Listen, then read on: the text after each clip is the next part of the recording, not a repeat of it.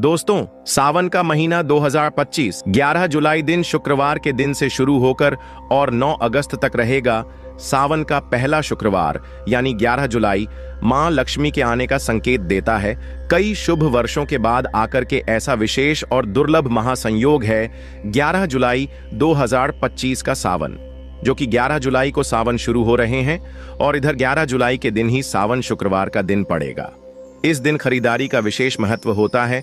शुक्रवार का दिन धन लक्ष्मी को समर्पित है। मेकअप आदि खरीदने का, वस्त्र आदि खरीदने का तथा वाहन खरीदने का शुभ मुहूर्त खासकर सावन में शुक्रवार पढ़ना अत्यंत विशेष कार्य माना गया है। दोस्तों, इस बार 4 सावन सोमवार पड़े हैं। पहला सोमवार व्रत 14 जुलाई के दिन मनाया जाएगा और दूसरा सोमवार व्रत 21 जुलाई को पड़ेगा और तीसरा सोमवार का व्रत 28 जुलाई के दिन मनाया जाएगा। ऐसे में चौथा जो अंतिम व्रत मनाया जाएगा उसकी तारीख है 4 अगस्त और समाप्ति 9 अगस्त को होगी। इसी दिन बहन अपनी भाई की कलाइयों पर रक्षा सूत्र यानी राखी बांधेंगी। दोस्तों, आज की इस वीडियो में हम आपको सावन मास में सुहागिन महिलाओं को क्या वो ऐसे कार्य हैं जो जरूर करने चाहिए, ये जानकारी आज हम आपको शेयर करने वाले हैं।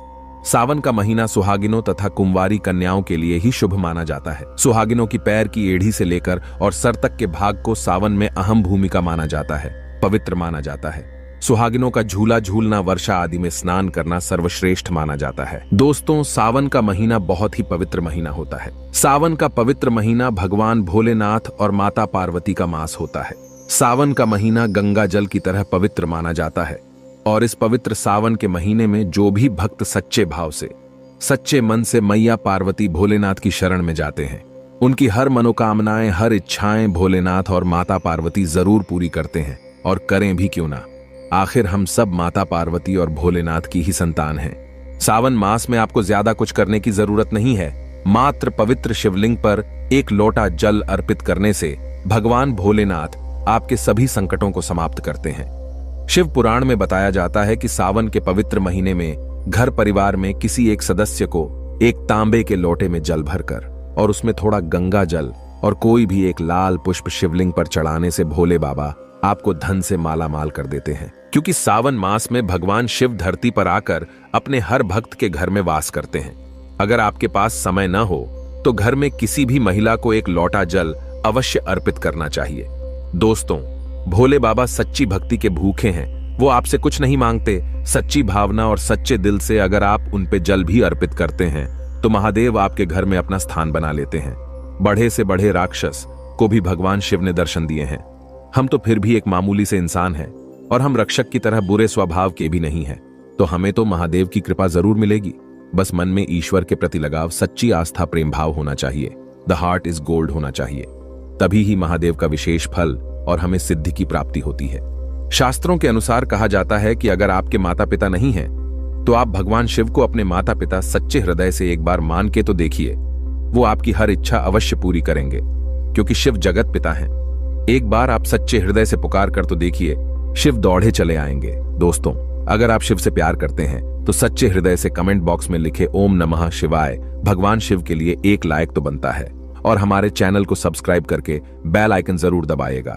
दोस्तों, सुहागिन महिलाओं के लिए सावन का महीना बहुत ही ज्यादा बेहतर और पवित्र खास होता है और जैसा कि हम सभी जानते हैं कि सावन सोमवार व्रत जितना महत्व रखता है उतना ही माता पार्वती के निमित्त माता मंगला गौरी का व्रत हम सावन मास में करते हैं, उन्हें प्रसन्न करने के लिए। अपने जीवन में हमेशा सौभाग्य बना रहे ऐसी कामना से सुहागिन महिलाएं मंगला गौरी का व्रत सावन मास में जरूर करती है।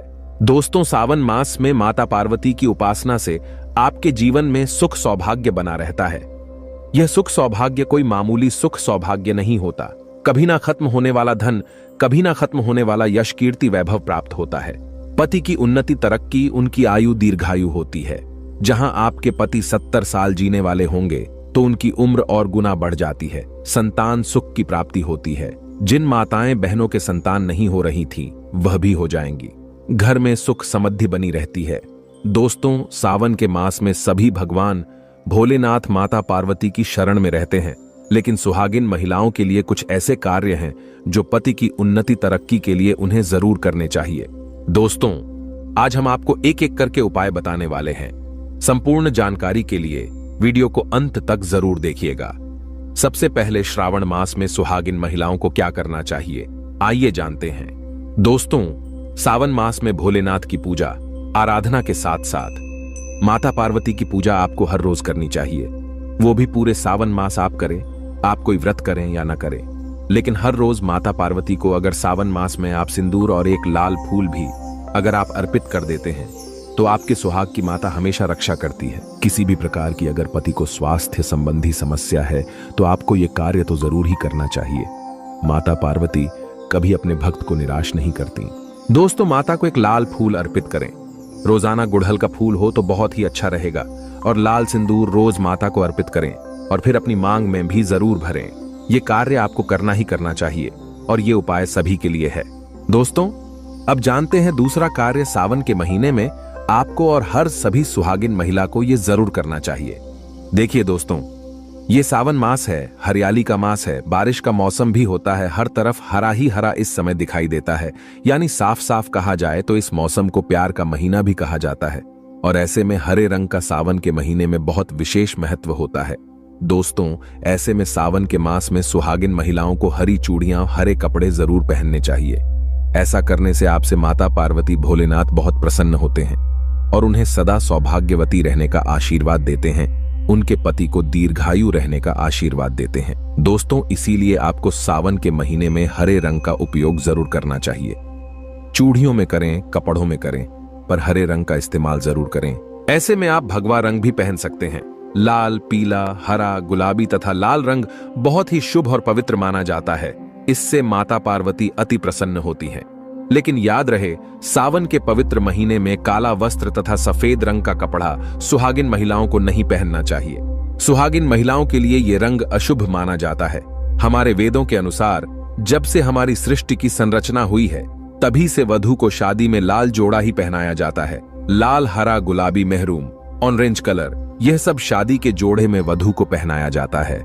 भगवान शिव का जब विवाह हुआ था तब माता पार्वती लाल जोड़े में थी। विष्णु जी का विवाह हुआ, माता लक्ष्मी लाल जोड़े में थी। भगवान गणेश का जब विवाह हुआ तब रिद्धि और सिद्धि लाल जोड़े में ही थी। शास्त्रों से आप अनुमान लगा सकते हैं कि लाल जोड़े का महत्व एक सुहागन के लिए कितना है। इसीलिए सावन के महीने में लाल जोड़ा, लाल वस्त्र, लाल चूड़ी, मांग में लाल सिंदूर, लाल बिंदी लगाना, पैरों में लाल महावर लगाना अति शुभ और मंगलकारी माना गया है, विशेष माना गया है, शुभकारी माना गया है। इससे सावन में 4 चांद लग जाते हैं और देव शक्तियां प्रसन्न रहती हैं। दोस्तों, तीसरा कार्य सावन के महीने में किसी भी सुहागिन महिला का गला खाली नहीं रहना चाहिए। खास तौर पर हर सुहागिन महिलाओं को सावन मास में मंगल सूत्र जरूर धारण करना चाहिए। यदि आपके पास अगर मंगल सूत्र उपलब्ध नहीं है तो आप अपने गले में मोतियों की चैन भी पहन सकते हैं, लेकिन सावन के मास में महिला का गला बिल्कुल भी खाली नहीं होना चाहिए। और अगर मंगल सूत्र है तो आपको मंगल सूत्र ही पहन लेना चाहिए। दोस्तों, खास बात का ध्यान ये रखिए कि मंगल सूत्र कहीं से भी टूटा हुआ ना हो, गला हुआ ना हो। किसी भी प्रकार से अगर मंगल सूत्र में कोई दिक्कत है तो आप उसे फिर से अच्छे से तैयार करवा लें और इसके बाद उसे सावन के महीने में पूरे मास कम से कम आपको जरूर धारण करके रहना चाहिए। जब किसी के पति की मृत्यु हो जाती है तभी ही उसके गले से मंगल सूत्र तोड़ दिया जाता है, उसे मंगल सूत्र से वंचित कर दिया जाता है। यदि आपके पति हैं और आप सावन के महीने में गले में मंगलसूत्र धारण नहीं करते हैं तो माफ कीजिए मोहतरमा, दरअसल आप अपने पति की मृत्यु का शोक मना रहे हैं। ऐसा करने से निकट भविष्य में पति की मृत्यु भी जल्दी हो जाती है। इसीलिए मंगलसूत्र गले में भले ही आप ना पहने पर गले में पति के नाम का काला धागा जरूर डाल लें। दोस्तों, चौथा कार्य सावन के महीने में भूलकर भी किसी भी सुहागिन महिला को काले रंग के कपड़े नहीं पहनने चाहिए। इस बात का ध्यान आपको खास तौर पर रखना चाहिए। सुहागिन महिला का एकदम काले कपड़े पहनना मतलब काल को आमंत्रित करने के बराबर है। इससे भी पति की आयु दीर्घायु नहीं बल्कि मृत्यु को आमंत्रित करने के बराबर माना जाता है। देखिए, हम हर रंग के कपड़े पहनते हैं और पहनने भी चाहिए, इसमें कोई दिक्कत भी नहीं होती। लेकिन सावन के मास में आप काले रंग के कपड़े न पहने, आप अन्य किसी भी रंग के कपड़े पहने, लेकिन काले रंग के कपड़े तथा एकदम सफेद कपड़े खासतौर पर सावन मास में दूरी बना लें। शादीशुदा महिला के सफेद कपड़े पहनाना भी विधवा होने की निशानी मानी जाती है। विधवा होने का भयंकर रूप माना जाता है। इससे भी पति की आयु कम होती चली जाती है। दोस्तों, पांचवा कार्य सावन के महीने में सभी विवाहित महिलाओं को, सभी सुहागिन महिलाओं को इस बात का ध्यान जरूर रखना चाहिए कि उनकी मांग हमेशा भरी रहे।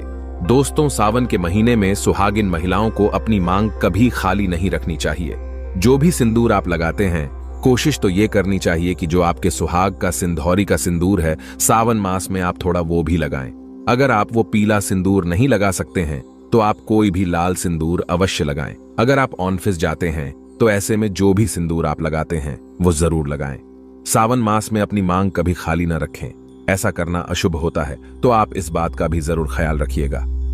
अगर आपने अपने पति के नाम का सिंदूर खरीदा है या आपकी शादी का सिंदूर है तो बहुत ही शुभ माना जाता है। उसे संभाल कर रखें, सदैव रखें। शास्त्रों के अनुसार माना जाता है कि पति के नाम का सिंदूर बड़ा ही महत्व रखता है, खूबसूरत होता है, 7 फेरों के साथ बंधा होता है, जो आपके अटूट रिश्ते को दर्शाता है। इस सिंदूर को कभी बांटना नहीं चाहिए, नहीं तो पति का प्यार भी बढ़ जाता है और निकट भविष्य में आपके पति की मृत्यु भी जल्दी उम्र में हो जाती है। ऐसे सिंदूर बांटे नहीं, बल्कि खुद अपनी मांग में भरें, पति का नाम लेकर भरें। यदि सिंदूर की डिब्बी में सिंदूर खत्म हो जाए तो खत्म होने से पहले ही सिंदूर भर लेना चाहिए। सिंदूर भरा होने से धन की देवी माता लक्ष्मी आपके घर में अस्थायी निवास बनाए रखती है। उस घर में धन की कोई कमी नहीं होती। दोस्तों, सावन मास में सिंदूर खरीदना, सिंदूर बांटना भी बहुत ही शुभ कार्य होता है, तो आप ऐसा भी कर सकते हैं। सिंदूर से जुड़ा हुआ यह कार्य पति पत्नी के जीवन में प्रेम को बढ़ाता है, सुख समृद्धि की प्राप्ति होती है, घर में गृह कलेश नहीं होता। दोस्तों, छठी बात, सावन के महीने में सुहागिन महिलाओं के लिए वैसे तो 16 श्रृंगार बहुत ज्यादा शुभकारी होता है, जो कि करना भी चाहिए हर महिला को खास मौकों पर। लेकिन अगर पूरे मास में नहीं कर सकते हैं तो ऐसे में सावन के महीने में, जैसे हमने आपको बताया, मंगलसूत्र, सिंदूर, इनका ध्यान रखे और वस्त्रों के रंग का भी ध्यान रखे।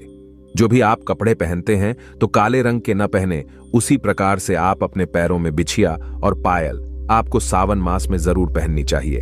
दोस्तों देखिए, घरों में जब महिलाएं पायल पहनती हैं तो बहुत ही शुभता आती है।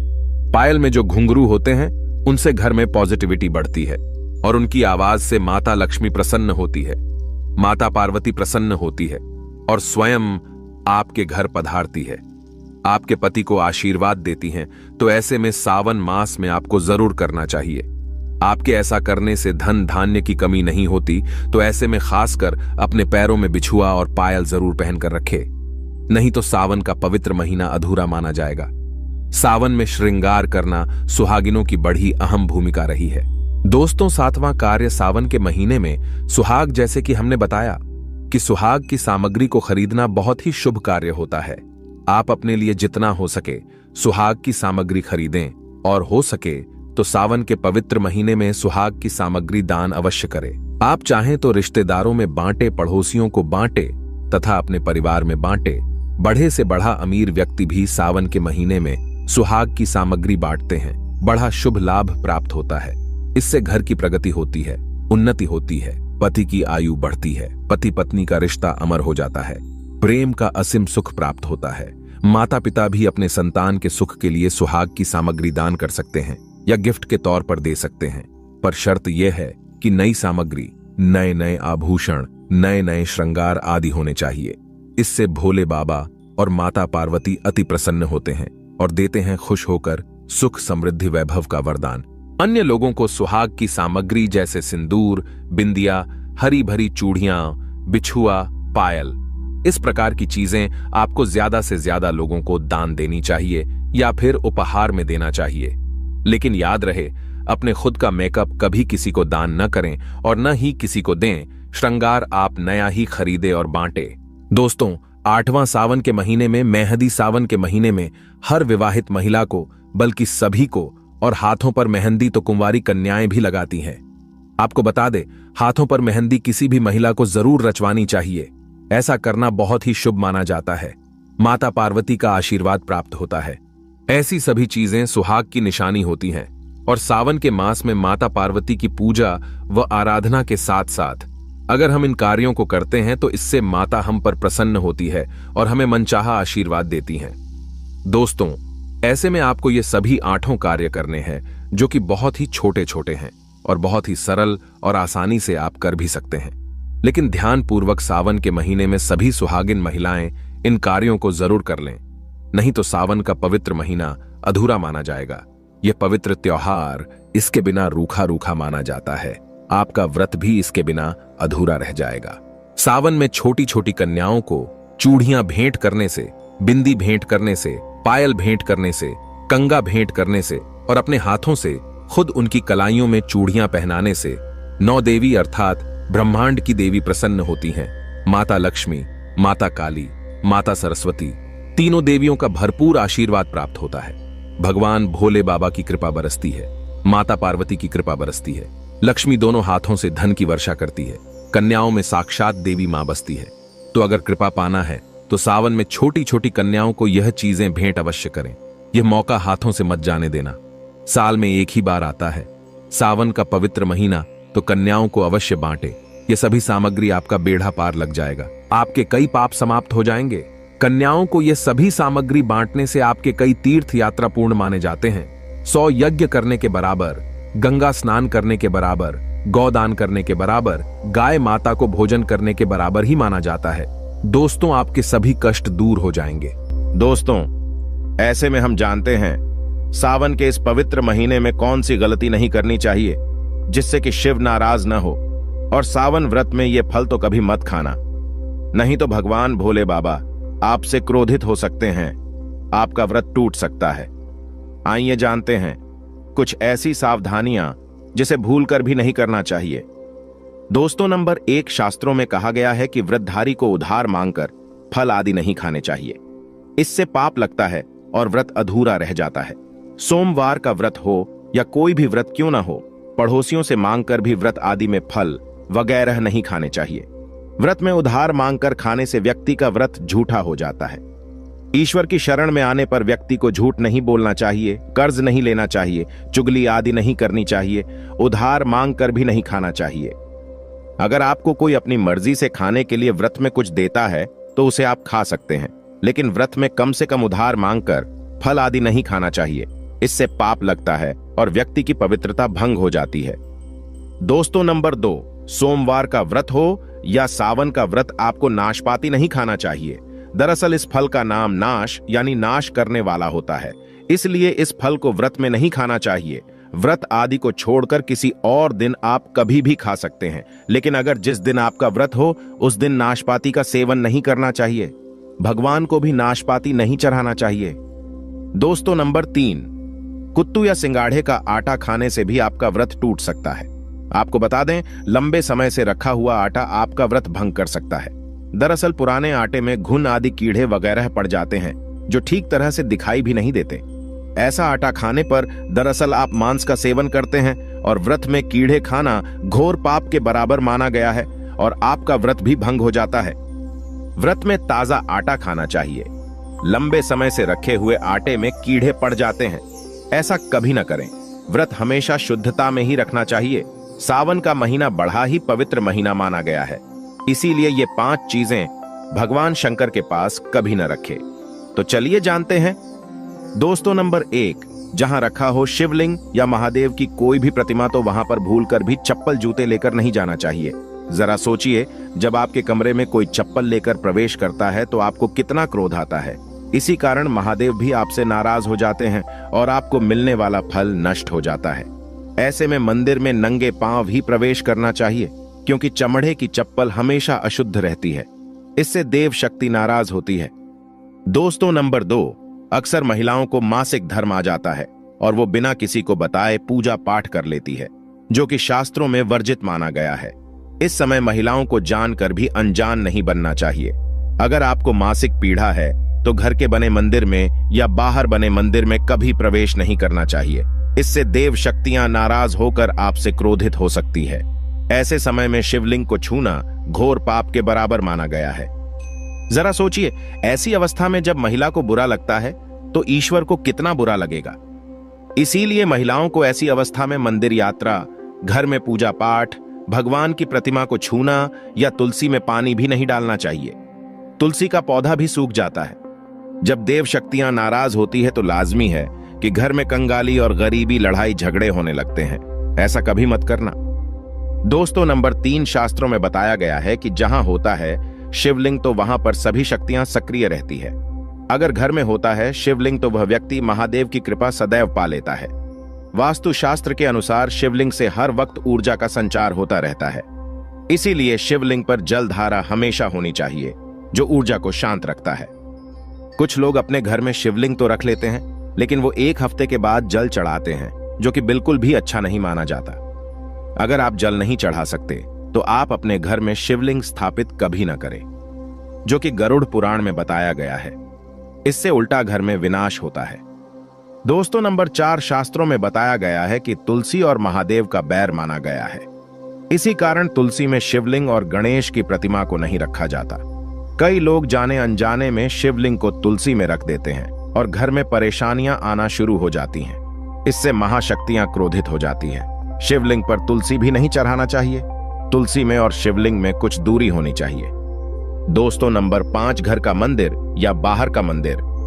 किसी भी मंदिर में ऐसे व्यक्ति को प्रवेश नहीं करना चाहिए जिसने स्त्री प्रसंग अर्थात संभोग किया हो या उसने मांस खाया हो।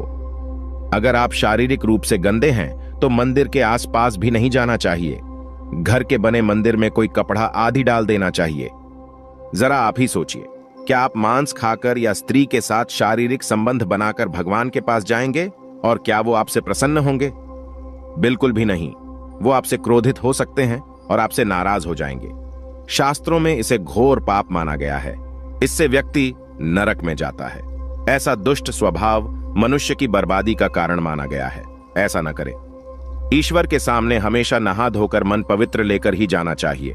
इससे सभी शक्तियां आपसे प्रसन्न रहती हैं। दोस्तों, सावन के महीने में महादेव को ऐसे बेलपत्र कभी मत चढ़ाना बहुत ही अशुभ माना जाता है। दोस्तों, पौराणिक मान्यताओं के अनुसार बेलपत्र चढ़ाने से शिव जी का मस्तक शीतल रहता है। बेलपत्र से भगवान शिव की पूजा करने से दरिद्रता दूर होती है और व्यक्ति सौभाग्यशाली बनता है। इससे हनुमान जी भी प्रसन्न होते हैं, क्योंकि वे शिव के ही अवतार हैं और इस बात को शायद ही कोई जानता हो। दोस्तों, पहले आप ये जानें कि बेलपत्र का उपयोग और इसके लाभ कैसे मिलते हैं। दोस्तों, नंबर 1, तीनों लोकों में जितने तीर्थ स्थल प्रसिद्ध हैं वे सभी तीर्थ स्थल बेलपत्र के मूल भाग में स्थित माने जाते हैं। इस बात को शायद ही कोई जानता हो। दोस्तों, नंबर 2, यदि बेल का वृक्ष घर के बीचों बीच या पूर्व दिशा में लगा हो तो घर में धन धान्य की कोई भी कमी नहीं रहती और परिजन खुशहाल रहते हैं। दोस्तों, नंबर 3, जो व्यक्ति बेल के वृक्ष के मूल भाग की गंध, पुष्प आदि से पूजा अर्चना करता है उसे मृत्यु के पश्चात शिवलोक की प्राप्ति होती है। दोस्तों, अब जानते हैं बेलपत्र से जुड़ी कुछ खास बातें। चतुर्थी, अष्टमी, नवमी, चतुर्दशी और अमावस्या तिथियों को, संक्रांति के समय और सोमवार को बेलपत्र नहीं तोड़ना चाहिए। पूजा से 1 दिन पूर्व ही बेलपत्र तोड़कर रख लें। दोस्तों, आपको बता दें, बेलपत्र कभी अशुद्ध नहीं होते। यदि आपको पूजा के लिए नया बेलपत्र नहीं मिल रहे हैं तो आप किसी दूसरे के चढ़ाए हुए बेलपत्र को स्वच्छ जल से धोकर भगवान शिव को अर्पित कर सकते हैं। दोस्तों, बेलपत्र में 3 पत्तियां होनी चाहिए। कटी फटी पत्तियों का बेलपत्र भगवान शिव को अर्पित गलती से भी मत करना। कटी फटी पत्तियों को अर्पित करने से शिव का अपमान माना जाता है और बेलपत्र का भी। इसलिए बेलपत्र की पत्तियां एकदम साफ होनी चाहिए। दोस्तों, सावन के इस पवित्र महीने में अगर जिस व्यक्ति को 5 संकेत मिल जाए तो इससे यह पता चलता है कि महादेव आपकी भक्ति से बहुत प्रसन्न है और आपको धनी होने से कोई भी नहीं रोक सकता। तो चलिए जानते हैं। दोस्तों, नंबर 1, बैल का दरवाजे पर आना। नंदी महाराज भगवान भोलेनाथ के वाहन है। नंदी को भगवान शिव का द्वारपाल भी कहा गया है। नंदी महाराज को बुद्धि और ज्ञान का प्रतीक माना गया है। शिव के मंदिर के बाहर हमेशा नंदी महाराज विराजित रहते हैं। लेकिन अगर सावन के इस पवित्र महीने में अचानक से नंदी महाराज आपके दरवाजे पर आ जाए और घर की चौखट को सींग मारने लगे, तब आपको समझ लेना चाहिए कि भगवान शिव आपके घर में आने वाले हैं, जो कि ये एक उनके आने का संकेत है। भगवान शिव आपकी भक्ति से बहुत प्रसन्न है और आपके घर में खुशियां आने वाली है। आपको धनी होने से कोई नहीं रोक सकता। लेकिन याद रहे, नंदी महाराज को तिलक लगाकर मीठा भोग जरूर खिलाएं। दोस्तों, नंबर 2, सावन के पवित्र महीने में अचानक से आपके सपनों में अगर शिवलिंग दिखाई दे जाए, अर्थात भगवान शिव दिखाई दे जाए, तो इसे आपको ये समझना चाहिए कि अब आपके जीवन से परेशानियों का अंत जल्दी हो जाएगा। भगवान शिव आपकी सच्ची आराधना भक्ति से बहुत खुश है और वो आपके घर में आने वाले हैं। ऐसे में याद रहे, शिव की भक्ति में कोई भी कमी नहीं आनी चाहिए। घर को गंदा मत रखना, क्योंकि आपके घर में भगवान शिव आने वाले हैं। दोस्तों, नंबर 3, शास्त्रों के अनुसार माना गया है कि नीलकंठ भगवान शिव का प्रतीक है।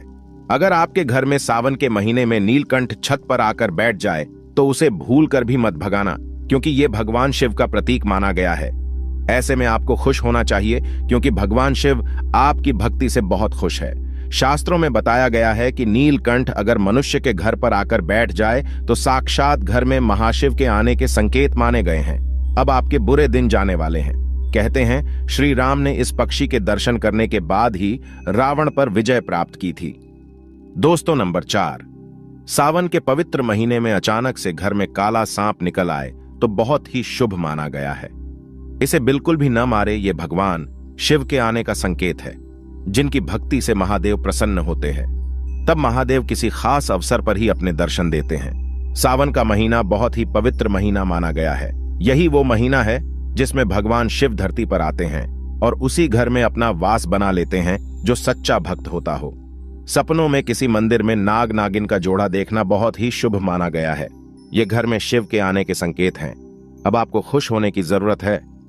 दोस्तों, नंबर 5, सावन के शुभ अवसर पर सोमवार के दिन डमरू की आवाज, घंटियों की आवाज सुनाई दे जाए तो यह अत्यंत शुभ माना गया है। इसका अर्थ यह है कि भगवान भोलेनाथ आपसे प्रसन्न हैं और जल्दी आपके घर और जीवन में प्रवेश करने वाले हैं, जिससे आपका आर्थिक संकट दूर होकर जीवन में सुख समृद्धि आने वाली है।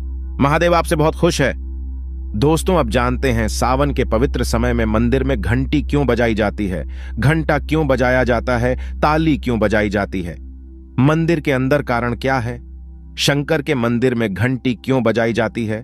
शंकर के मंदिर में घंटी को क्यों बजाया जाता है?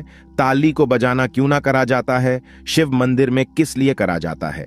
तो ये पुराण है कि मंदिर के अंदर या घर के अंदर आप गरुण घंटी जब जाते हो, घंटी का नाद जब करते हो, तो शिव महापुराण की कथा और लिंग पुराण की कथा, विष्णु पुराण की कथा कहती है।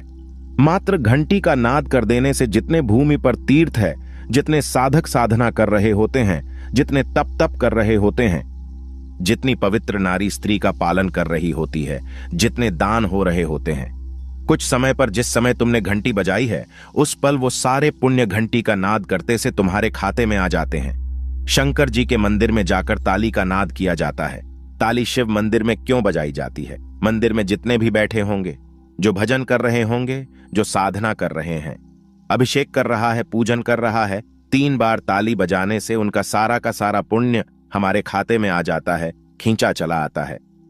हमारा भाग्य प्रबल हो जाता है, 1 सेकंड में हमारे खाते में आ जाता है और हमें लगता है हम शंकर को रिझा रहे हैं। शंकर को रिझाएं शिव जरूर देते हैं। घर में गरुड़ घंटी का नाद करना। दोस्तों, इसलिए बच्चों को खेलने के लिए घंटी नहीं दी जाती। गरुड़ घंटी कोई खेलने को नहीं देता। दूसरा सामान दे देंगे पर गरुड़ घंटी नहीं देंगे। क्यों नहीं देते? क्योंकि गरुड़ घंटी का जब नाद किया जाता है तो सबका पुण्य हमारे खाते में जाता है। कोई साधारण है घंटी बजाना, पूजन के समय, स्मरण के समय पर भजन आदि करना चाहिए। इसलिए घंटी भी हर कभी नहीं बजाई जाती। और आपसे भी निवेदन है, मंदिर में भी जाओ तो घंटी का नाद करो तो बड़े प्रेम से करो, ऐसे नहीं बजाओ, बजाए जाओ बजाए जाओ। कई मंदिरों में मंदिर का पट बंद हो जाता है तो भी लोग घंटी बजा देते हैं, दोष लगता है। भगवान अगर मंदिर में सो रहे हैं तो उस समय घंटी बजाना घोर पाप माना जाता है। जिस जगह पर ब्राह्मण विद्वान है, साधक हैं, संत हैं, साधु हैं, मंदिर अगर बंद होता है तो उसके साथ में घंटी के नीचे के भाग को रस्सी से ऊपर बंद दिया जाता है, जिससे बजे ना। कहते हैं अगर भगवान अगर विश्राम कर रहे हैं, सो रहे हैं, निंद्रा वश्य है या पट बंद है, कुछ समय पट बंद का समय है और घंटी का अगर नाद हो जाए तो कहते हैं 11 ब्राह्मण के भूखे रहने का दोष लग जाता है जीवों को। मात्र घंटी बजा देने पर अगर भगवान विश्राम में है, पट बंद, दरवाजा बंद और लिखा हुआ है समय मंदिर खुलने का समय 11 बजे से 3 बजे तक मंदिर बंद होने का समय, और तुमने यदि समय देख लिया, फिर भी तुमने तो देख लिया और तुम उस समय कह रहे हो मैं दूर से आया हूं, घंटी तो बजाऊंगा, तो ऐसा करने से कई लोगों के भूखे रहने का दोष आपको लग जाता है। घंटी बजाने का सबसे शुभ समय माना जाता है सुबह 4 बजे से लेकर सुबह 11 बजे तक अत्यंत दुर्लभ और मंगलकारी माना जाता है। इस समय घंटी बजाना और रात के समय शाम 6 बजे से लेकर रात 11 बजे से पहले तक पूजा पाठ तथा घंटी बजा लेनी चाहिए, क्योंकि 12 से पहले तथा 12 के बाद मंदिर के पट बंद कर दिए जाते हैं। इस समय देवी देवता विश्राम करते हैं, निद्रा में चले जाते हैं। इस समय उन्हें जगाना मतलब घोर पाप का भागीदार बनने के बराबर है। आप अपने पुण्य नष्ट कर सकते हैं। अगर आप वाकई में भगवान शिव की कृपा प्राप्त करना चाहते हैं तो सच्चे दिल से कमेंट बॉक्स में लिखें, हर हर महादेव, ओम नमः शिवाय।